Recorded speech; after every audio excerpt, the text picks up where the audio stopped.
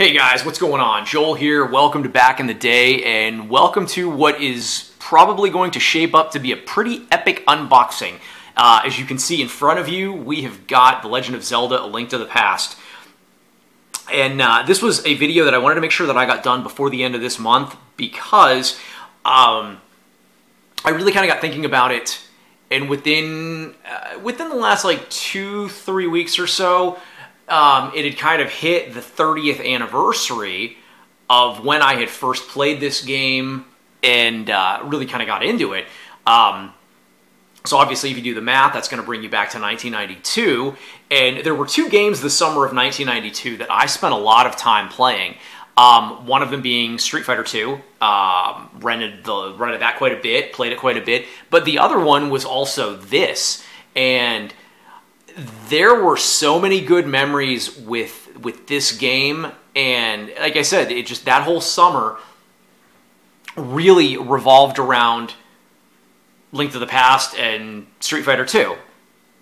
You know, so if I wasn't playing one game, I was playing the other. You know, and like, I've thought a lot about it, and it's if there was one point in my time, my like late childhood, early adolescence that I would love to kind of go back and relive, it would be the years between like 1989 and like probably like 93, 94-ish. I mean, if we're being honest, I would love to relive the entire 90s all over again, just because it was, in my opinion, the best decade. I mean, we had the best movies, best games, and best fucking music. Just all in general, the 90s were my absolute favorite decade. But, you know, hey, if I got to pick part of my childhood, then I got to go back in between, you know, 89 and 93, 94-ish.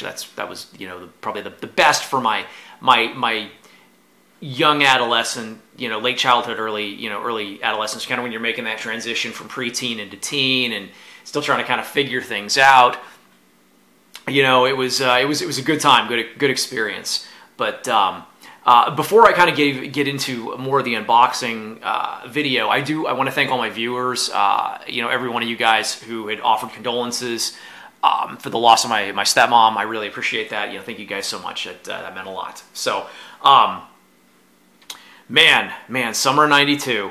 I don't remember exactly when I played this. It was sometime between like June, beginning middle of June, to like the beginning middle of July of 1992, and that's all I really remember. Like, I don't remember the exact date, first time I played this.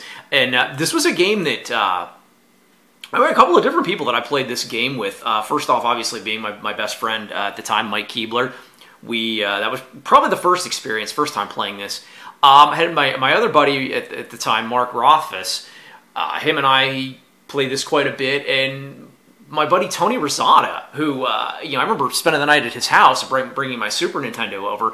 And actually, if you guys recall, Tony was my buddy that when I sold my TurboGrafx 16, he was the one that bought it from me. So, you know, while he loved the TurboGrafx, it was always an exciting thing. If I came over, spent the night, I'd bring my Super Nintendo and be like, because, you know, obviously fucking Super Nintendo was better.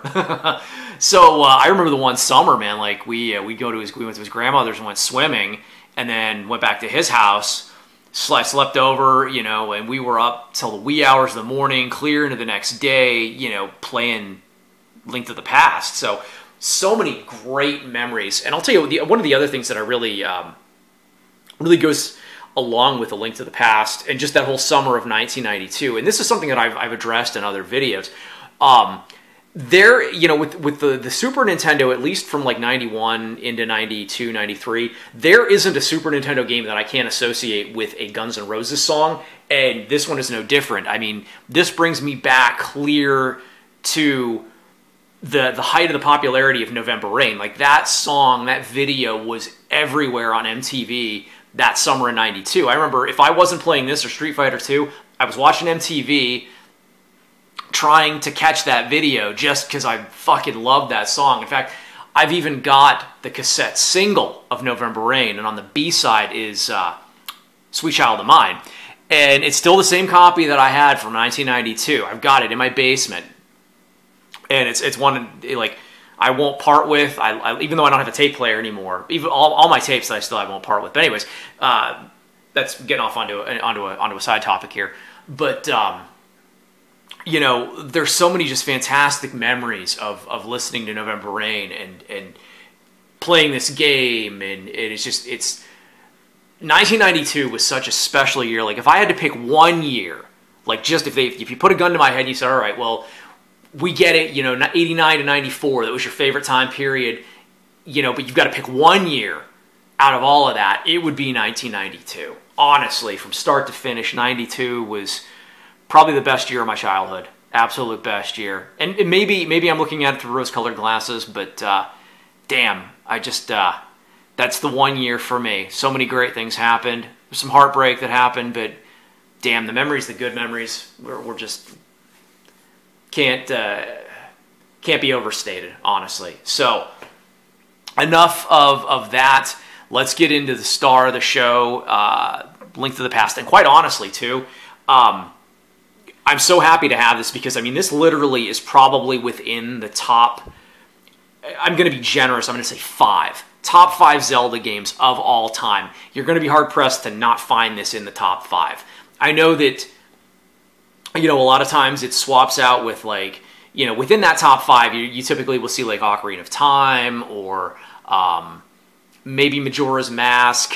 Breath of the Wild has been one that's obviously, like, since they reimagined the Zelda franchise, that's been a popular one, even the original.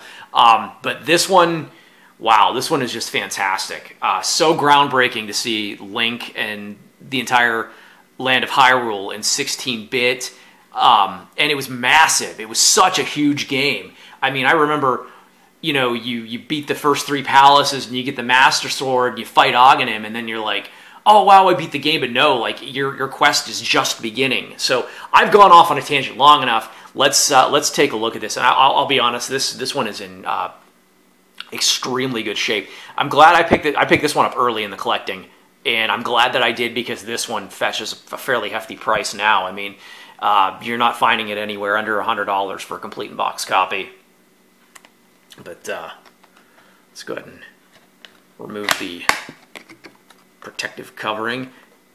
And the box itself is in fantastic shape. The worst of it is literally, you can see that little ding.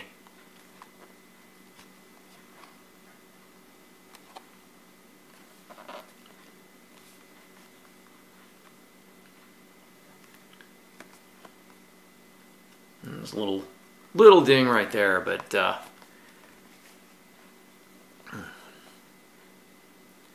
fantasy and reality collide in a land of enchantment. And the screenshots.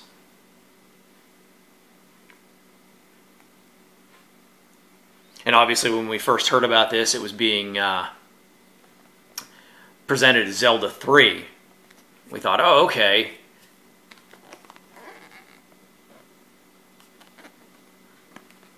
Just that iconic look. And I'm really happy too, because this is not the player's choices, the tried and true original. So don't know what all is inside of this, but hey, I'm pretty sure it's complete.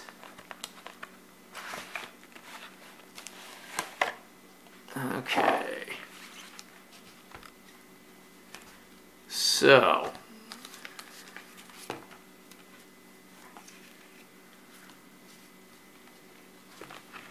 lots of stuff in here, and I do believe it is complete. So, first off, we will look at the cart here. Cardboard tray. It does have the plastic baggie. I'm actually going to swap that out because that looks like ass. I don't like that, especially not in a game this iconic. But there it is.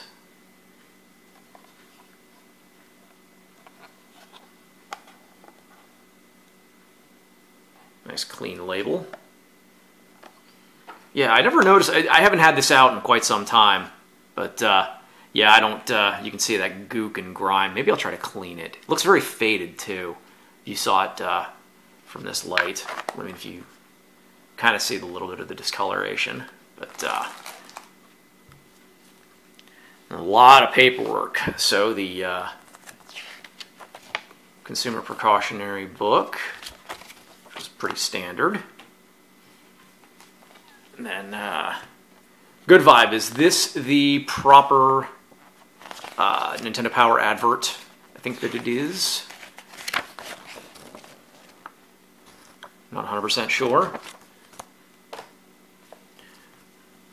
And then here, the map.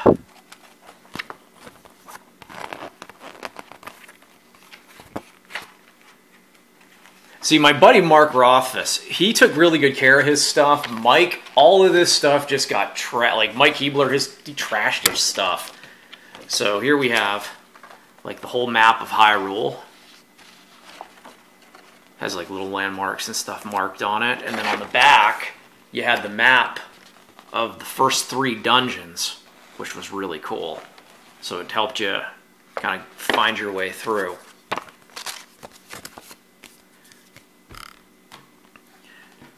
And then here we have the top secrets, the messages from Sazrahala.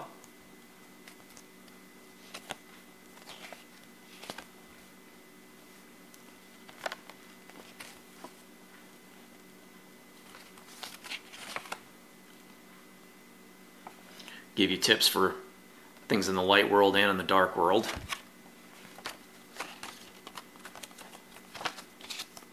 I mean, this piece isn't in the best of shape. It's still pretty good though.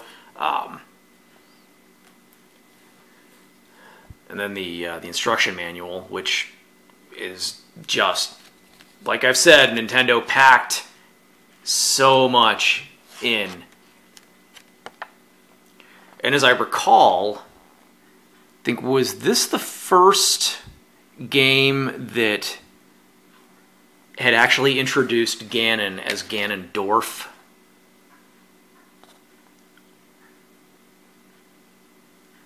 I don't remember. Yeah. It says right up in here, Ganondorf Dragmire. But then when he just went by Ganon after he became like the pig, the pig formation.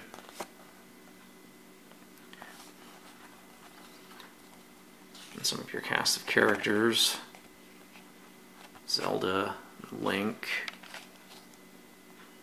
and then just kind of your quick start guides here. Just going to kind of briefly go through this. So many. Just love flipping through this because it takes me back. Because I remember watching Mike play, if I wasn't playing it, and then I would. And this is actually ironic. This picture right here, as you can see, that is actually the cover of Link Faces of Evil for the CDI. So, yeah, that was what Philips used. Kind of interesting how Nintendo licensed that as well. The flute, which you don't ever realize. You don't think back, and then you're like, oh wait, that's the ocarina. Like that's what it looks like in the Ocarina of Time. But as I was saying, you know, between my different friends and stuff, you know, if I was watching Mike play this, if I wasn't, you know, it was. You know, I'd be flipping through this, and it still amazes me, you know, bringing back memories like that, but also just the condition of this stuff, you know, like how myself and my different friends, like how we all cared for our games. Mike just kind of threw his haphazardly about his trailer, and Mark and myself, we were very, very anal about the condition of our games, and I still am. Last time I spoke with my buddy Mike, he doesn't game anymore. His kids do. They're into, you know, I think he had his one little boy a 3DS, and you know, Mark Rothfuss, a buddy of mine, I haven't seen or talked to him, and God, it's been well over 20 some years, I think, if not longer. It's amazing how some friends just kind of, they'll fade out of your life. Some fade, you know, will come back in. You never forget them though. And they always hold a very special place. You know, like my buddy Chris. You know, him and I kind of in and out of each other's lives over the past 30-some years, and you know, here we're back in each other. It's great to be back in each other's lives. You know, I think we both needed each other. I'm gonna do a gaming video with him one of these days too. Chris is a good guy. Here we get into the enemies. The Stalfos, Ball and Chain Trooper, the Gibdos.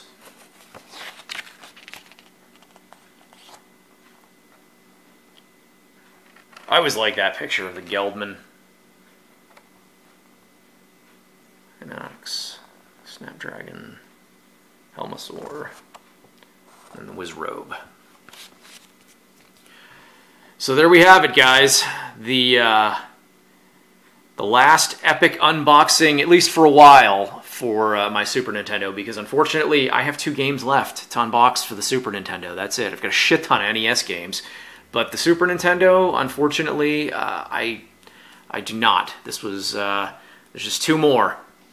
But as for that, guys, I want to thank you so much for watching. I really hope you guys enjoyed my little trip down memory lane, going back to 1992 and reliving some of the memories of playing A Link to the Past and listening to Guns N' Roses and all the fun stuff that happened therein. So, all right, guys, until the next video, I want to thank you so much for watching, and you guys take it easy.